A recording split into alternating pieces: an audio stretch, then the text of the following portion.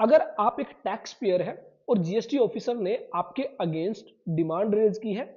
जिससे आप एग्री नहीं करते और अब आप जो है अपील फाइल करने वाले हैं, तो ऐसे में ये वीडियो आपके लिए बहुत ज्यादा इंपॉर्टेंट होने वाली है। यहां पर आप जब अपील फाइल करते हैं तो आपको एक 10% प्री डिपॉजिट जो है वो करना होता है, तभी आप अपील फाइल कर पाते हैं।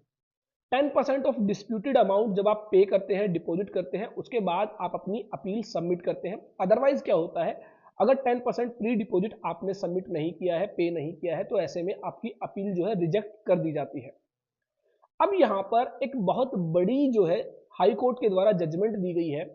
कि अभी तक आप जो है प्री डिपॉजिट कैश लेजर के जरिए पे करते थे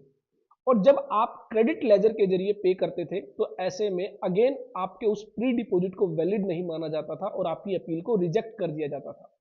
उसके बाद सीबीआईसी ने एक सर्कुलर भी इशू किया और जिसमें कहा कि आपको जो है कैश लेजर के जरिए ये पेमेंट करनी होगी।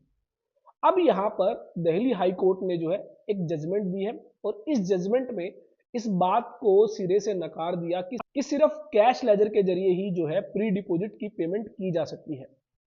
आर्मी वेलफेयर हाउसिंग ऑर्गेनाइजेशन के केस में जो है ये रिट पिटीशन फाइल की गई और जहां पर हाई कोर्ट ने कहा कि प्री डिपॉजिट बेसिकली क्या है कि आपका जो डिस्प्यूटेड टैक्स अमाउंट है, इंटरेस्ट है, पेनल्टी है, उसके लिए आप पार्टली पेमेंट कर रहे हैं और ऐसे में यह पार्ट पेमेंट जो है सेक्शन 140 के अकॉर्डिंग आप जो है क्रेडिट लेजर यूज करते हुए भी कर सकते हैं। तो जब भी कोई टैक्स पेमेंट की बात आती है तो सेक्शन 140 के अकॉर्डिंग क्रेडिट लेजर को यूज किया जा सकता है। तो इसी तरह से प्री डिपॉजिट के लिए भी जो है क्रेडिट लेजर आप यूज कर सकते हैं, ऐसा दिल्ली हाई कोर्ट की ये जजमेंट कहती है। तो यहां पर इस जजमेंट को डाउनलोड कर सकते हैं आप हमारे टेलीग्राम चैनल से और ढेर सारी ऐसी वीडियोस के लिए देखते रहिए, लाइक करते रहिए हमारे YouTube channel all about taxes को।